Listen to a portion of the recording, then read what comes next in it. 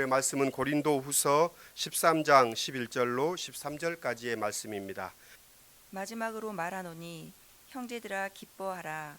온전하게 되며 위로를 받으며 마음을 같이하며 평안할지어다. 또 사랑과 평강의 하나님이 너희와 함께 계시리라. 거룩하게 입맞춤으로 서로 문안하라. 모든 성도가 너희에게 문안하느니라. 주 예수 그리스도의 은혜와 하나님의 사랑과 성령의 교통하심이 너희 무리와 함께 있을지어다. 이는 하나님의 말씀입니다. 하나님 감사합니다. 주님의 은총과 평화가 오늘 예배하는 우리 가운데 함께하기를 빕니다.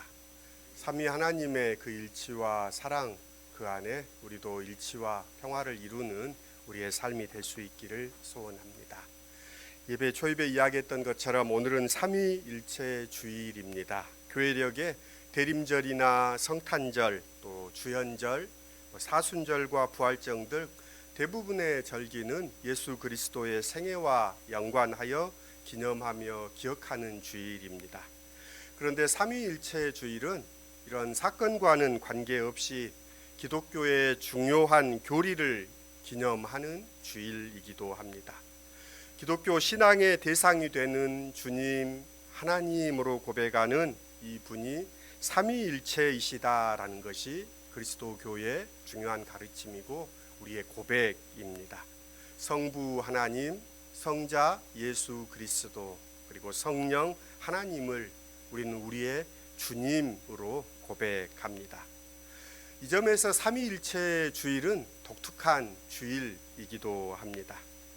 삼위일체 주일이 되면 이 주제의 가장 아름다운 그림으로 알려진 러시아 수도사이자 이콘 화가였던 안드레이 류블로프의 삼위일체 이콘을 꺼내 봅니다. 오늘 예배당에 들어오셔서 뭐가 달라졌나 보신 분들 있습니까? 성화가 달라졌습니다. 위치가 달라지고 그림이 달라졌는데 눈치채셨는지 모르겠습니다. 삼위일체 이 이콘을 처음 제가 보았을 때는 뭔가 낯설고 이질적이었습니다. 이콘이라는 단어는 우리 컴퓨터 바탕화면에 이렇게 올라와 있는 아이콘과 어원이 같습니다. 그러니까 우리 스마트폰 앱에도 이 이콘들이 그려져 있죠. 아이콘들이.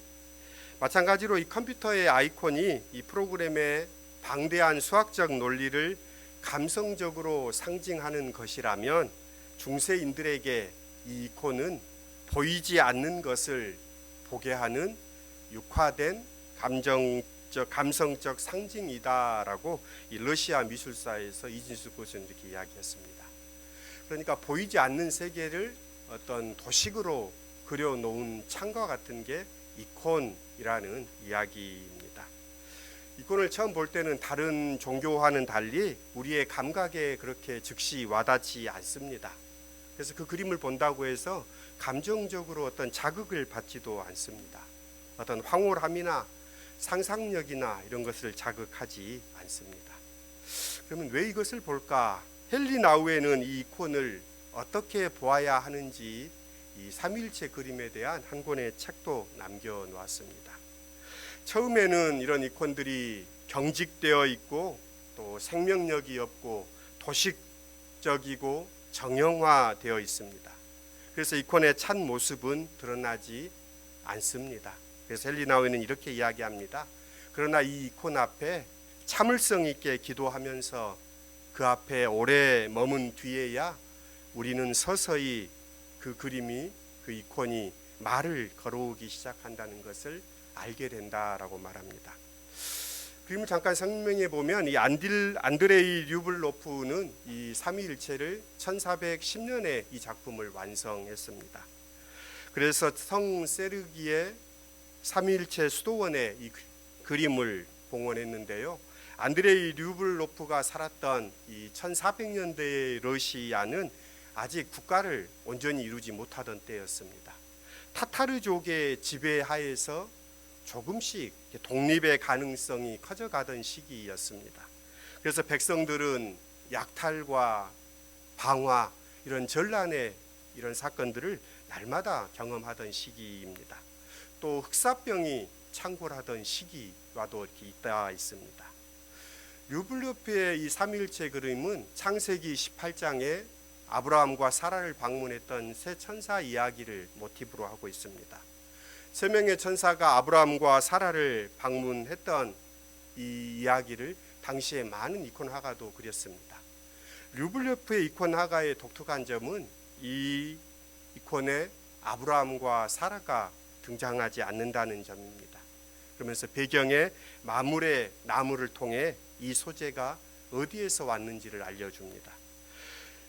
르블레프는 이 작품을 통해서 다른 이콘들이 근엄하고 엄숙하고 두려운 하나님을 그려 보였다면 르블레프는 아주 평화로운 정적인 세 분의 이러한 고요 가운데 머무시는 삼위 하나님을 그렸습니다. 그래서 이 작품을 통해서 르블레프는 당대의 사람들 또 자신과 함께 수도했던 수도사들에게 이 삼위 안에 있는 하나님의 평화 가운데 머물도록 그들을 초대했다라고 이 미술사가들은 이야기합니다.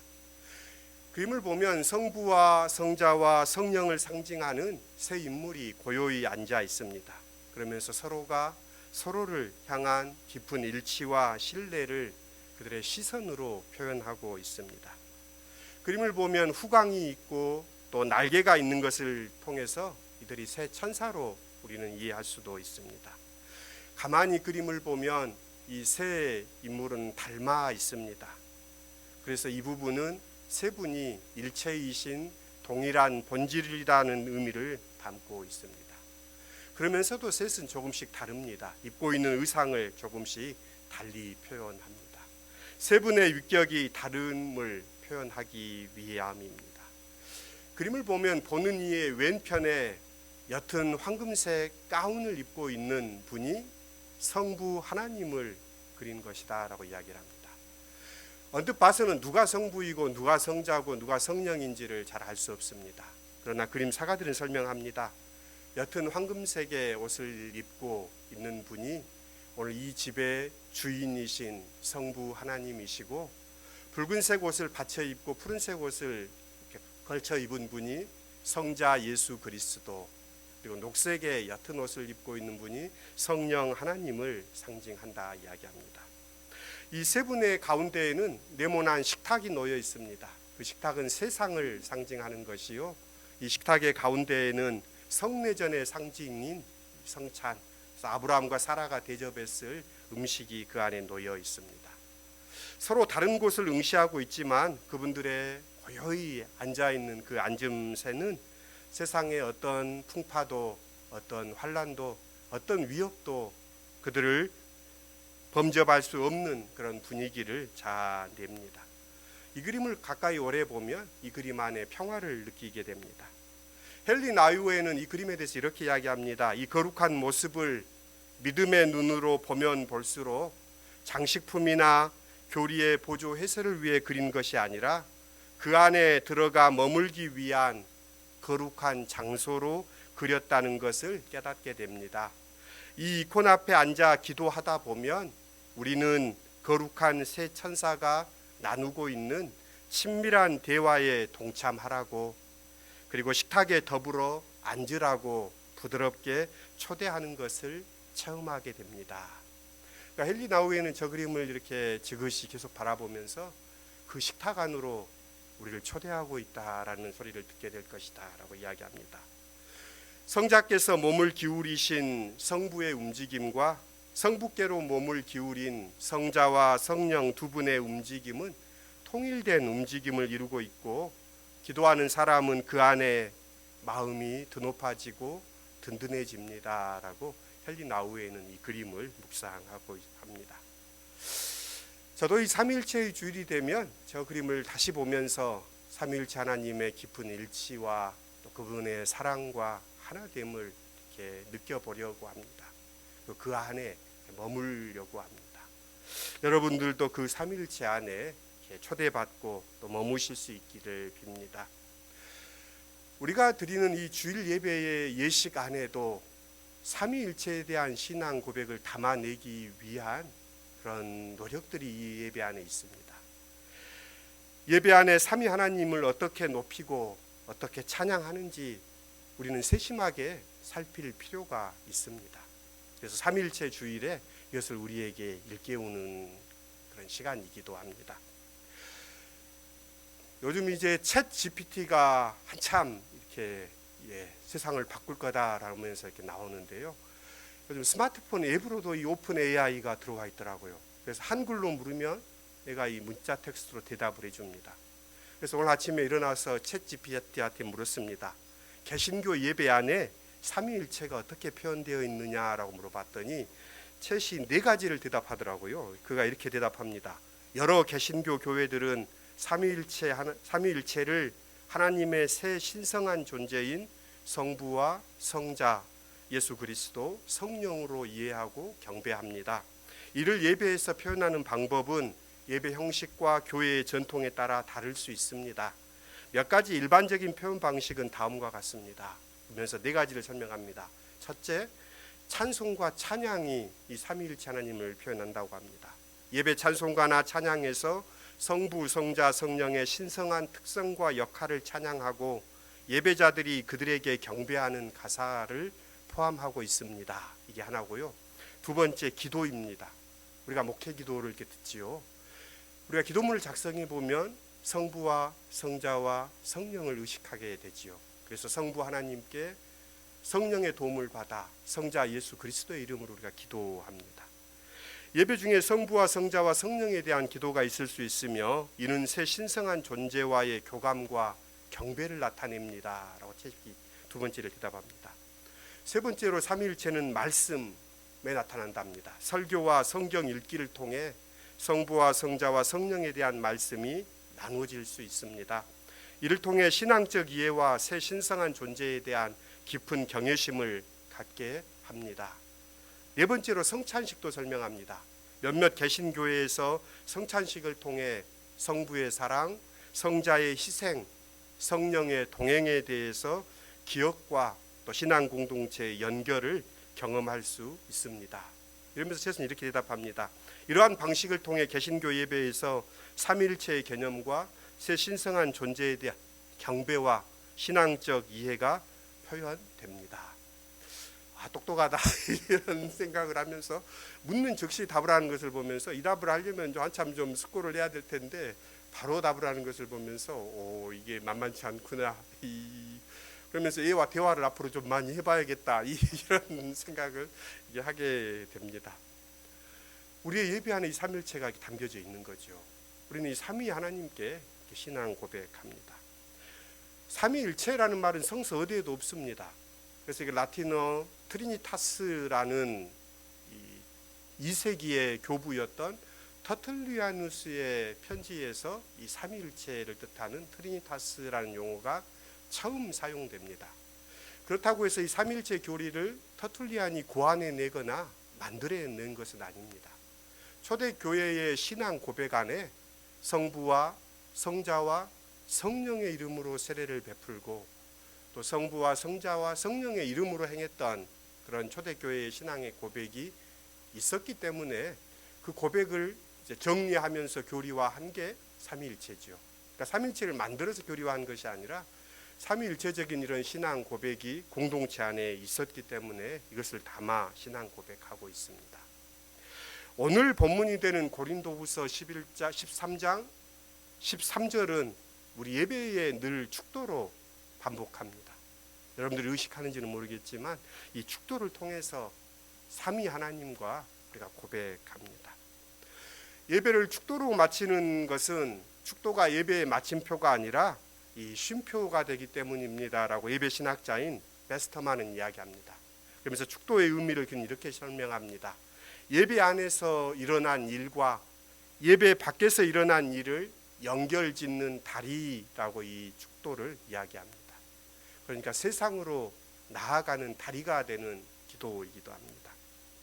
축복을 받는다는 것은 우리의 일상 속에 하나님의 뜻을 끌어들인다라는 의미입니다. 축복을 받는다는 것은 우리가 오늘 살아가는 세상 속에서 삼위 하나님과 함께 살아가는 것입니다. 그분을 우리의 삶에 동행이 되는 것이 우리의 축복입니다. 오늘 본문의 말씀인 이 바울의 축복 기도로 잘 알려져 있는 말씀은 초대 교회부터 행해졌던 축복 기도의 원형을 담고 있습니다. 그래서 예수 그리스도의 은혜와 아버지 하나님의 사랑과 성령의 교통하심이 너희와 함께할지어다, 이게 축도이지요. 살펴보면 그렇습니다. 예수 그리스도의 은혜로 시작합니다. 그리스도교의 신앙 고백은 예수로부터 시작됩니다. 예수께서 아버지 하나님을 우리에게 고백하지요. 하나님을 아버지로 예수께서 고백하고 아빠라 부르게 합니다. 그러면서 이 그리스도교의 신앙 고백은 예수의 아버지 된 하나님, 그리고 예수께서 말씀하셨던 보혜사인 성령님, 그리고 예수님을 주님으로 이렇게 고백합니다. 사도 바울은 주 예수 그리스도의 은혜가 성도들과 함께 하기를 빕니다. 아시다시피 바울은 은혜를 경험했던 사람입니다. 그 은혜가 얼마나 소중했는지 바울은 이 세상 어떤 것도 그 은혜에서 우리를 끊을 수 없습니다라고 로마서에서 이렇게 고백합니다. 그 은혜가 그리도 소중했던 까닭은 어쩌면 이 바울을 사로잡았던 그 절망의 깊이가 너무도 깊었기 때문일 것입니다. 부활하신 주님을 만나기 전에 그는 진리를 향한 열정에 목말랐던 사람입니다. 그래서 그는 예수라는 샘물을 만나기 전까지는 타는 목마름을 어떻게 할 수가 없었습니다. 그래서 그는 열심을 내면 낼수록 사람들을 상하게 했습니다. 그의 열심은 오히려 사람들을 억압하는 모습으로 발현됩니다. 열심을 내면 낼수록 그는 점점 더 하나님의 사랑과 더 멀어졌던 것입니다. 율법에 대한 열심이 역설적으로 그를 진리로부터 멀어지게 했습니다. 그런데 그에게 부활하신 주님이 다가오셨습니다. 주님의 은총의 빛이 그를 어루만졌을 때 그의 목마름은 해갈되었습니다. 그는 어둠에서 해방되었습니다. 그는 하나님의 눈과 마주치듯이 보게 될 때 그는 이제 그가 가야 할 곳을 알게 되었습니다. 우리 교회에 성화가 있지요. 폭풍 가운데 제자들이 밤새 고생했던 모습입니다. 잠자던 예수를 깨우는 이 렘브란트의 그림인데요. 예수께서 일어나시어 폭풍이 고요해지고 그들이 가야 할 곳에 이르렀다는 것을 선서는 우리에게 알려줍니다. 마찬가지로 바울은 예수 그리스도의 그 은혜를 알고 나서 그가 가야 할 곳을 알게 되었습니다. 또한 바울은 하나님의 사랑을 빌고 있습니다. 우리는 하나님을 사랑이시다라고 말합니다. 그런데 정작 그 말씀을 가슴 깊이 누리고 있느냐 하는 것입니다. 그냥 해보는 소리가 아니라면 어떤 뜻으로 하는 말씀입니까? 저는 하나님의 사랑을 네 가지로 생각해 봅니다. 하나는 창조주로서의 하나님이십니다. 우리는 모두 이 하나님으로부터 나왔습니다. 하나님은 계시지 않은 데가 없습니다. 우리가 부모님의 사랑을 떠올리면서 감사하는 것은 부모님이 무엇인가를 베풀어 주었기 때문이기도 하지만 우리의 존재를 있게 했기 때문입니다. 마찬가지로 하나님은 이 만물을 존재하게 하신 분입니다. 또한 하나님은 그 존재하는 만물들을 지키시고 보존하시는 분입니다. 일마다 때마다 하나님은 우리를 지키시고 우리와 동행하십니다. 절망에 빠질 때도 희망의 빛으로 우리를 이끌어 주십니다. 슬픔에 잠길 때도 그 슬픔에 떠밀려가지 않도록 우리 삶에 버팀목이 되십니다. 우리가 깨닫지 못하는 시간에도 주님은 우리의 울타리가 되고 계십니다. 또한 세 번째로 하나님은 구원자를 통해서 우리를 사랑하십니다. 하나님은 우리를 구원의 길로 인도하시기 위해 독생자이신 성자 예수 그리스도를 보내주셨습니다. 우리 속에 하나님의 사랑을 받을 만한 것이 있었기 때문이 아니라 우리 속에 사랑의 고리를 만들어 주시고자 하는 하나님의 그 사랑이 우리를 구원하십니다. 마지막으로 하나님은 죄로 인해 사랑을 잃어버린 우리 속에 그 사랑을 심어 다시금 회복시켜 주십니다. 우리가 다소라도 사랑을 실천하며 사는 사람이 된 것은 우리가 착해서라기보다는 하나님이 우리 속에 창조해 주신 사랑 덕분입니다. 그래서 바울 사도는 성도를 위해 끊임없이 그 하나님의 사랑이 끊어지지 않기를 기도합니다. 마지막으로 바울은 성령의 교통하심을 기도합니다. 지난 시간에 말씀드렸죠. 성령은 신바람이다라고 말했습니다. 그냥 바람이 아닙니다. 신바람 나게 합니다. 삶을 살만한 것으로 만들어 주시는 분이 성령이십니다. 우리의 신앙 고백, 우리가 삼위일체를 아무리 정결하게 고백한다고 해서 우리가 그 삼위일체 하나님과 동행하는 것은 아닙니다. 성령께서 우리 안에 함께 하시고 우리 안에 역사하시고 우리와 동행할 때 우리의 신앙 고백이 우리의 삶으로 이어질 수 있습니다. 이것을 바울은 우리에게 빌고 있습니다. 이처럼 주님은 우리를 사랑하시고 또 우리와 함께 하십니다. 바울 사도는 이런 삼위일체 하나님과 함께 살아가는 삶에 대해서 오늘 11절에 이렇게 이야기합니다. 형제들아 기뻐하라. 온전하게 되며 위로를 받으며 마음을 같이하며 평안할지어다. 이렇게 이렇게 전합니다. 쉬운 성경에서 이 말을 찾아보니까 이렇게 되어 있더라고요. 형제자매 여러분 기뻐하십시오. 온전하게 되기를 힘쓰십시오. 서로 격려하십시오. 같은 마음을 품으십시오. 화평하게 지내십시오. 그리하면 사랑과 평화의 하나님께서 여러분과 함께 하실 것입니다. 이 말을 반대로 하면 삼위 하나님과 살아가는 사람은 이 5가지 기쁨, 온전함, 격려하고 같은 마음을 갖고 화해의 삶의 열매를 맺게 될 것이다 이야기합니다. 기쁨, 삼위 하나님과 살아가는 사람 안에는 기쁨을 가지고 살아갑니다. 내 안에 기쁨이 없다면 어쩌면 하나님과 연결점이 끊어진 것이 아닌지 살펴보아야 합니다. 신앙의 사람은 온전함을 향해 갑니다. 아버지께서 온전하심 같이 예수의 온전하심을 따라 성령의 도우심 안에서 온전함을 지향하며 살아갑니다.